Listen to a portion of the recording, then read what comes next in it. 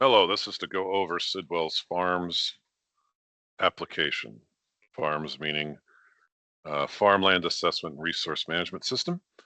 And what this is a GIS-based agricultural land valuation tool, ideally for assessors. We have been very successful with this product in the Midwest, most notably Illinois and Iowa, although we have also done this in other states, Indiana, Ohio, Colorado, Nebraska, to name a few. The concept behind it is to have a composite or a confluence of layers and calculate the acreages that are based upon value. So first of all, what you're looking at is some data from a county in Illinois. And obviously you'll have parcels. Parcels will have an area, a boundary to it. Next, we include soils, which represent the productive capability of the land. And for many agricultural valuations, they will include this layer that's provided by the U.S. Department of Agriculture. This is the soil survey, and many counties across the United States will have this digitally.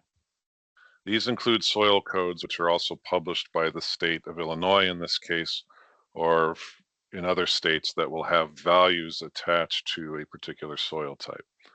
So this is overlaid against the parcels. That represents the productive capability. Also, that's included in many calculations will be how the land is actually being used. So for example, these color-coded areas is in a land use area. The yellow indicates cropland.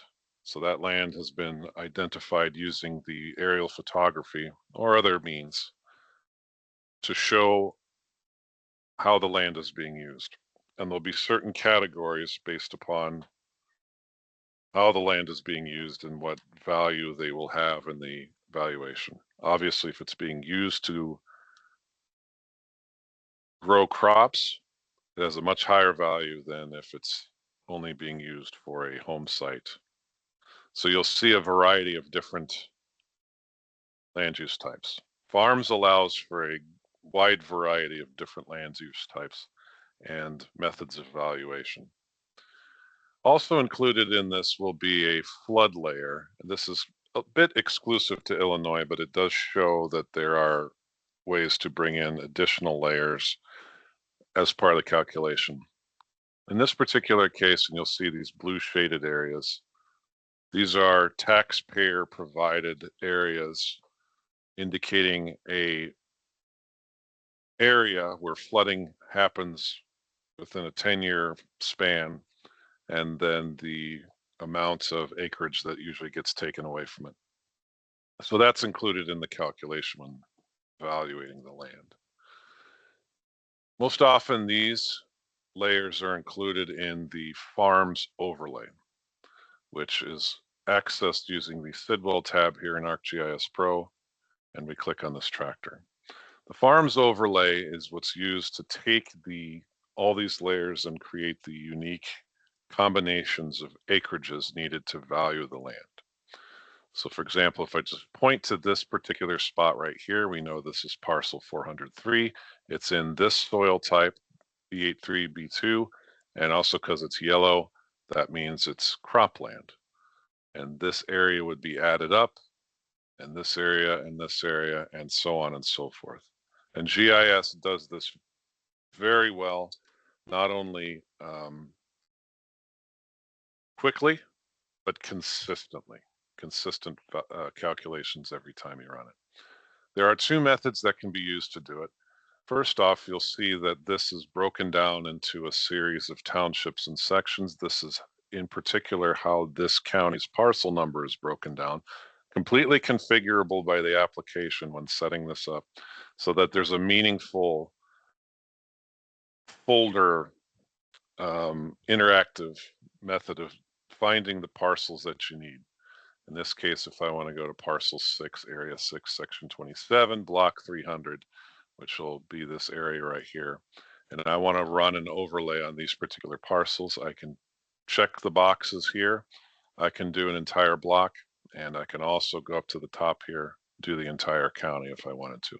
We won't be doing that in this demonstration, but certainly it is set to do any combination that you want.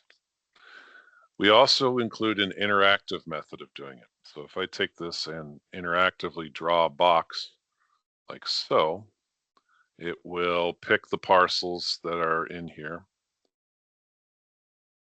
and run an overlay on those. As you see, they are selected.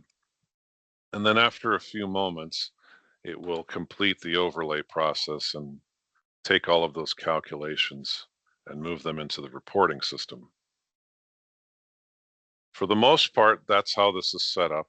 This is using data that's in a file geodatabase. It can also use data from an enterprise geodatabase and a feature service.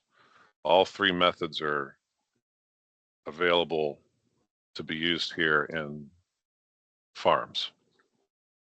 From the overlay process, we then go to the reporting. The reporting is accessible using this small tractor tool, and it'll open up a separate window.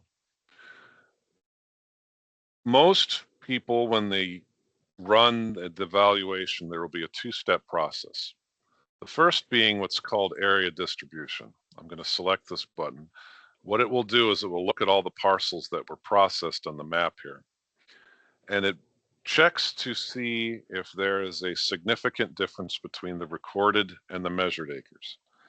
The idea being that recorded acres are what's used to determine the value, but oftentimes in a GIS, it won't measure exactly the recorded acres. In fact, most of the time it won't. The default method in order to handle that is if it's within a tolerance, it will take the error between the two and proportionally redistribute the error among the larger and smaller acreages that are included in the calculation. And it'll do that automatically up to a certain point. And what this does is it checks to see if there is a significant difference between them.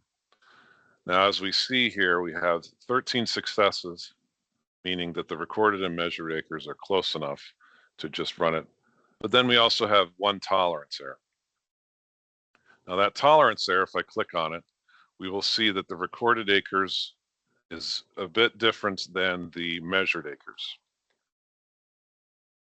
All this does is essentially flags it for the user to say, well, should we check on the recorded acres? Was that correct? Was it mapped correctly? Is there something else amiss with the system? Why there's such a large discrepancy? If everything checks out and, certainly you've done your due diligence to make sure that what the difference is, you have the ability to force the adjustment. So in this case, we put a Y here. And what that does is it flags this particular parcel to say, yes, we know there's a difference in the error that's large enough, but go ahead and make the adjustment like the other ones. So from there, I'm going to hit recalculate. So we've got the one success there, and we should be in good shape. I'm going to do this again real quick just to make sure we're all good to go, and hit overlay tolerance check. And from there, we have 14 successes. Excellent. So everything's been prepped and ready now for the final calculation. I'll close this module and go to land value. And from here, we're given a list of parcels in order to calculate the land value. So I go down here and I hit calculate value, and you can do any kind of range that you wish here. I'm going to go ahead and hit calculate value. And so it'll take a moment, and it does a bit more. You can do individual parcels. Typically, we just take the range because it does more than you need, but it will give you a individual report that will tell you how the land use, soil code, and acreages break down, and can also calculate it all the way to value.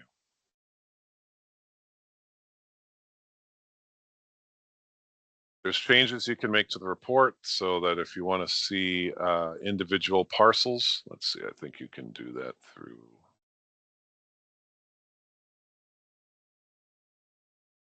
That's the true tree. Oh, down here, down here. So you can have one page per parcel, or you can have a continuous report and how it calculates like that. So there's ways to do that. And then of course you can print the report or export the report out to a PDF and send it to anyone who needs to use it. Of course, there are quite a few different configurations that you could put into this. For example, let me show this final calculation report again. And you can change the report so that you don't show valuation.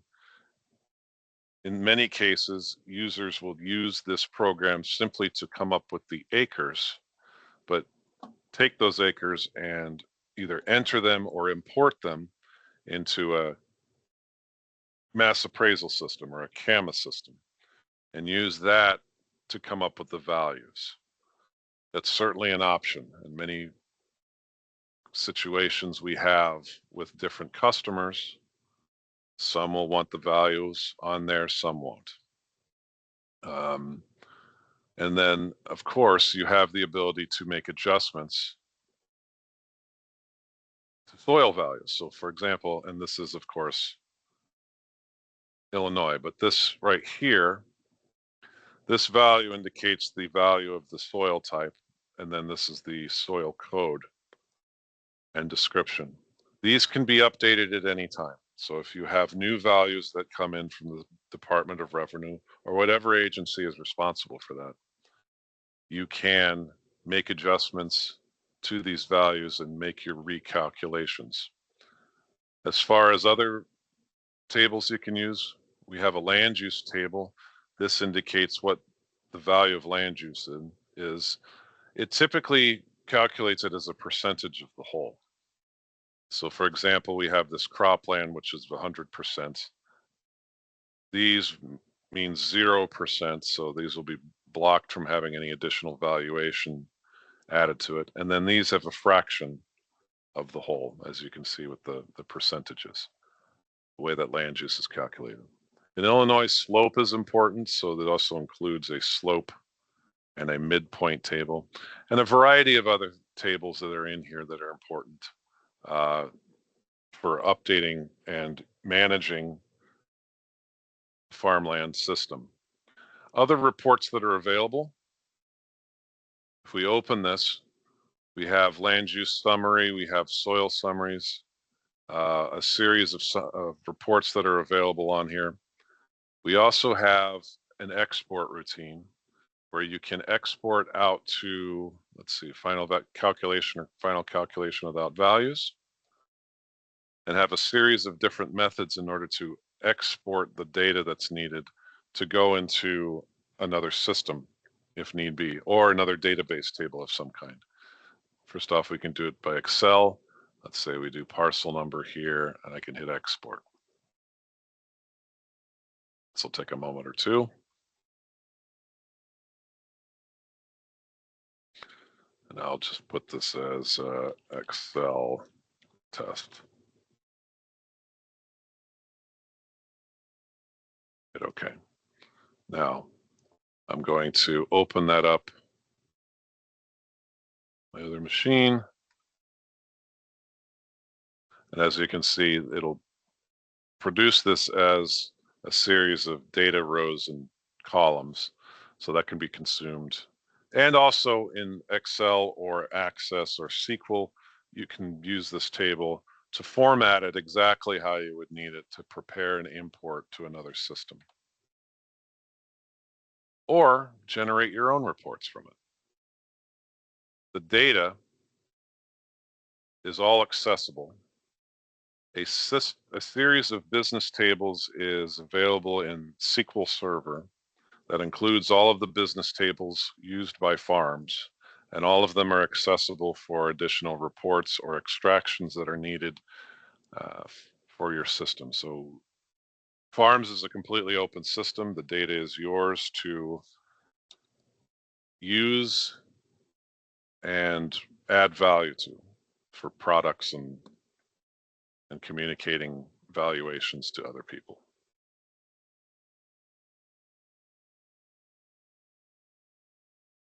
All right, I think that's probably about it. Okay, I'm gonna stop. Here we go. Stop.